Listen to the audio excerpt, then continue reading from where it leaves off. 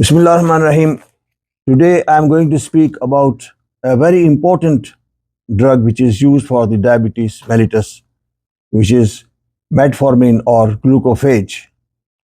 And this belongs to the group of biguanides, which is a time-tested drug being used for the diabetes mellitus. So today we will see that there are what are the uh, not only the actions but the side effects, interactions, and the use of glucophage or metformin in special situations like pregnancy and lactation, and in children and in old or geriatric population. Now, glucophage belongs to the biguanide groups, and there are 8 major groups which are used for the treatment of diabetes, and they are biguanides, sulfonylureas, DPP4 inhibitors, SGLT2 inhibitors, GLP1 agonists, thiazolidinediones, alpha glucosidase inhibitors, and meglitinides. Glucophage is the brand name of metformin, and it is basically used for the treatment of type 2 diabetes and is the first line of treatment, and it is a time tested drug. As we all know, it helps to control sugar levels in diabetic patients, and this is usually the first drug prescribed along with diet and exercise. Now, glucophage is more effective than any other drug, although there are many new groups of diabetic medications which have been discovered and which have been marketed, but still, glucophage is not a substitute for the diet and exercise and lifestyle modification. Now, glucophage is said to be a very important drug, but for pre-diabetic patients, healthy lifestyle modification, as well as diet control is more important. And although glucophage or metformin is said to reduce the complications and mortality rate by 30% as compared to the insulin and sulfonylureas. And in glucophage, metformin is present as monohydrochloride. Now, although glucophage or metformin was discovered in 1922, but its actual marketing started 35 years later. A flowering plant, Galliga officinalis, is a natural source of galligine from which the glucophage is derived. In 1950, a Filipino physician, Garcia, used metformin to treat influenza and found that it reduces blood sugar to the minimum physiological level. In 1957, French researcher Stern was first to try glucophage on humans for diabetes. He named it glucophage or glucose eater, and his results were published in 1957. Although it was first of all used in France in 1957, but in USA it was not marketed till 1995. Glucophage was available in the British National Formulary or BNF in 1958. In America, it was marketed in 1995, and 2 other drugs of the biguanide groups, which are fenformin and buformin, they have been removed because of the increased risk of lactic acidosis. Now, next is the mode of action. That glucophage has many modes of actions by which it reduces the blood sugar level. Now, it works by decreasing the glucose production in the liver, and glucophage also improves the insulin sensitivity in the body. Glucophage also increases the GDF15 secretion, which decreases the appetite and calorie intake. Mind you that glucophage also decreases weight and is especially useful for obese people. Next, the glucophage also reduces the glucose absorption from the stomach and intestines, and glucophage activates the enzyme adenosine monophosphate kinase AMPK, which inhibits the gluconeogenesis and glycogen synthesis in the liver and increases the glucose transport to the muscles. But unlike sulfonylureas, glucose does not act upon the beta cells and does not increase the insulin secretion. Now, another important action is that it not only reduces the blood sugar level but also decreases the triglyceride level and the LDL level in the body.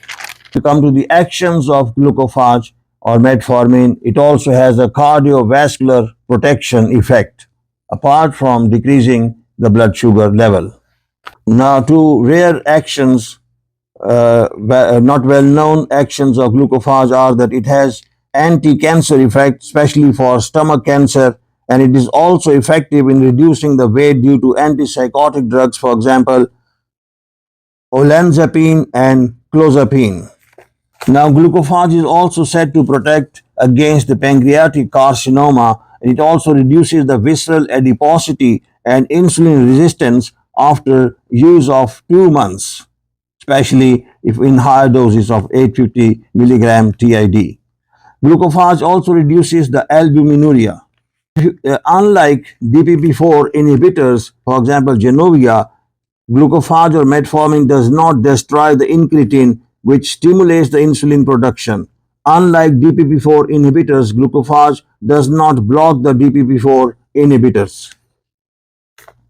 Like SGLT2 inhibitors, for example, Foxija or empagliflozin or Jardiance, glucophage also reduces reabsorption of glucose from kidneys, but it does not cause genital candidiasis like SGLT2 inhibitors.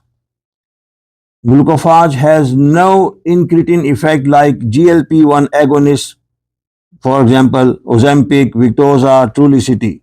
GLP-1 is a gut hormone involved in incretin effect.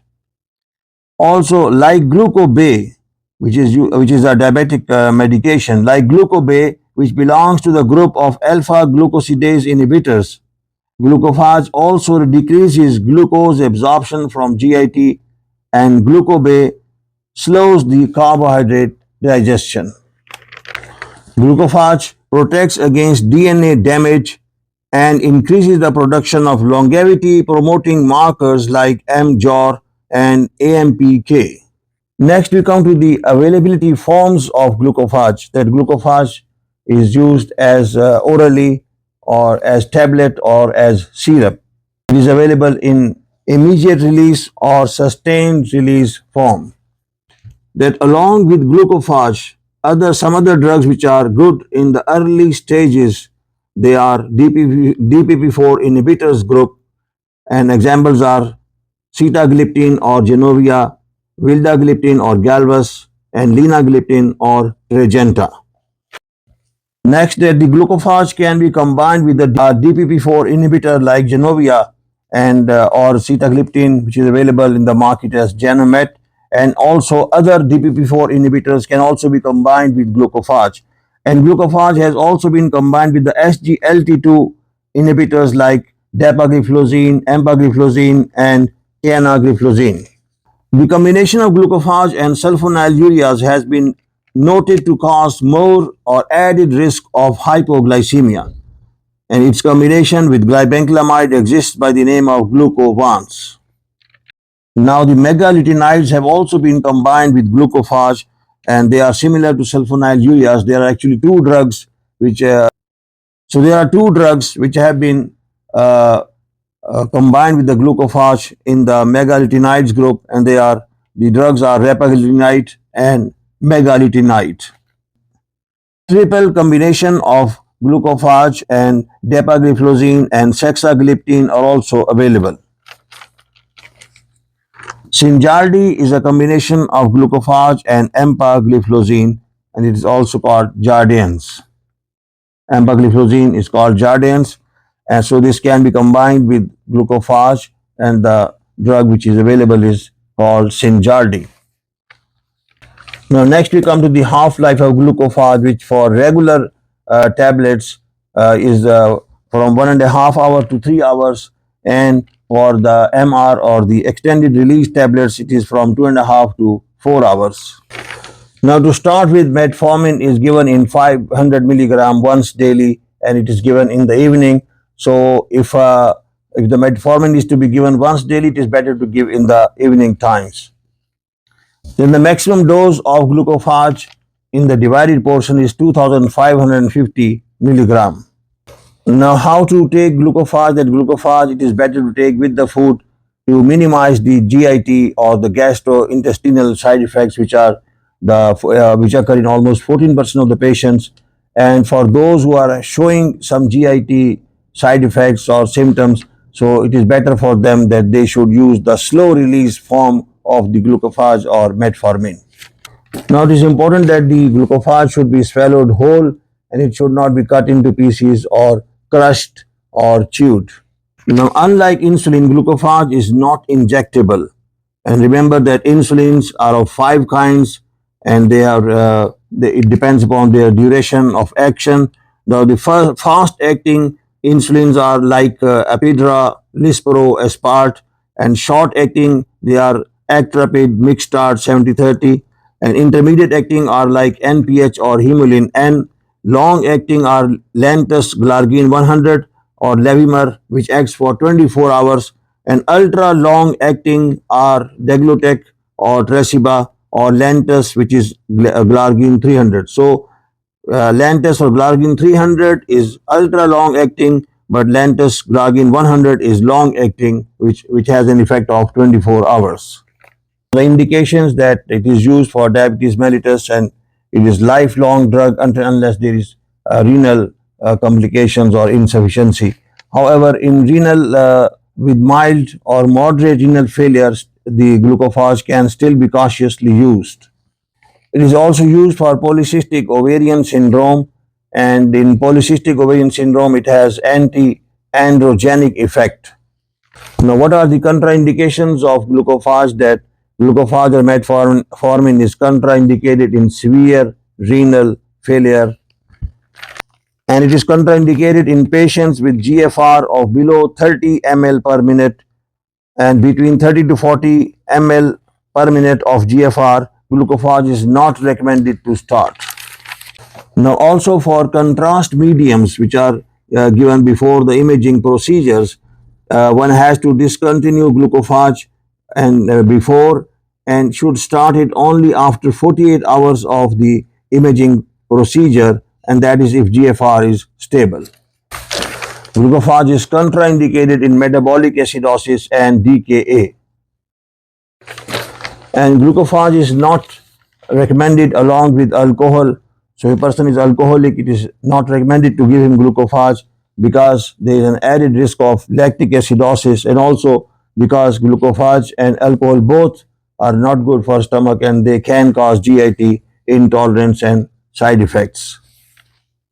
And on a minor note, glucophage should not be given along with the grapefruits because the grapefruits are said to have interactions with a lot of drugs. As far as the side effects of glucophage are concerned, it's a well tolerated drug and it has a long history of safety. There are just minor, in few patients, there are minor complaints about the GIT upset. Diarrhea occurs in 14% of the patients, and also vomiting and abdominal pain, epigastric pain can occur.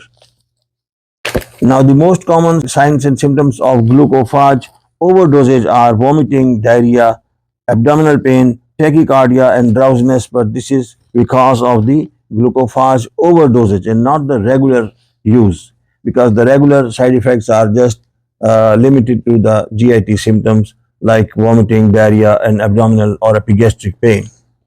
Now, for those who are having GIT problems or GIT side effects, the dose of glucophage should be gradually increased. And mind you that 1 gram or 1.5 gram of glucophage is not considered as high dosage, but can be considered as low dosage. The maximum is 2,250 milligram per day. And usually glucophage does not cause hypoglycemia, and if in old people it can cause hypoglycemia, but that too is not very common. And it is a very important drug in terms of the fact that it does not cause hypoglycemia, and it is because of its this unique feature or this unique advantage, glucophage is still being used.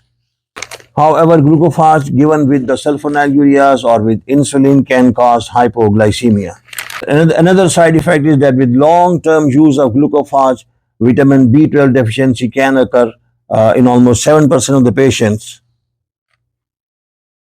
And for those, vitamin B12 should be given to the diabetic patients who are using metformin, because in diabetes there is already decrease of vitamin B12 and glucophage does it more. Now, how often we should measure vitamin B12? We should measure it on a yearly basis in diabetic patients who are taking metformin, because in 7% of patients who are chronically using metformin in diabetic patients, there is decrease of vitamin B12 or there is vitamin B12 deficiency. Now, for those with renal impairment, periodic blood tests should be done and GFR, urea, creatinine should be measured. Now, acute pancreatitis is not a side effect of glucophage. However, prolonged use of metformin increases the level of homocysteine. Two other side effects that the glucophage can cause metallic taste in the mouth, and also it can cause headache. So some patients do complain of headache who are taking metformin and they are diabetic patients. Now, glucophage rarely it can cause lactic acidosis in susceptible patients, and the symptoms of lactic acidosis are weakness, muscle pain, dyspnea, and gastric upset. But it occurs in those who are alcoholic patients or old patients, and especially those who have renal or liver problems. Similarly, patients with heart failure or respiratory failure are also susceptible to lactic acidosis, and those patients who are using contrast media for the various imaging procedures, they are also susceptible to renal problems and also lactic acidosis. Now, also lactic acidosis has more chances to occur in old people and also after the surgery. Now, lactic acidosis in diabetic patients who are using glucophage occurs especially or more in those patients who are having renal impairment. And the first thing to do for the lactic acidosis due to metformin is to discontinue the drug. And for glucophage-induced lactic acidosis, hemodialysis is needed to correct the acidosis and remove the glucophage. Hemodialysis reverses the symptoms. Now, glucophage has a special advantage that it does not cause weight gain like insulins or sulfonylurea group of drugs, and in fact, it reduces the weight in not only in diabetic patients but also in obese patients who are not having diabetes. Now, about the interactions that glucophage can interact with cimetidine and digoxin and some antibiotics. Now, for those patients who are under 10 years or pediatric group of patients, glucophage should not be given. And if necessary, if it is given in pediatric groups of above 10 years, then we have to start with 500 milligram OD or BID, and then the increments can be given. But for children, the maximum dose of glucophage is not 2550 milligram as for adults, but it is 2000 milligram per day in divided doses. And of course, glucophage needs to be stopped due to surgery, and insulin has to be given for that period of time. About the use of glucophage in pregnancy, it is generally agreed that it can be given cautiously because no particular contraindication exists. However, there are more studies which are needed. But for lactating women, there is no problem and it can be given because very small amount of glucophage passes through the milk. And the last point is point number 100, that what to do in overdosage of glucophage, that the in overdosage of glucophage the treatment is supportive. Thank you.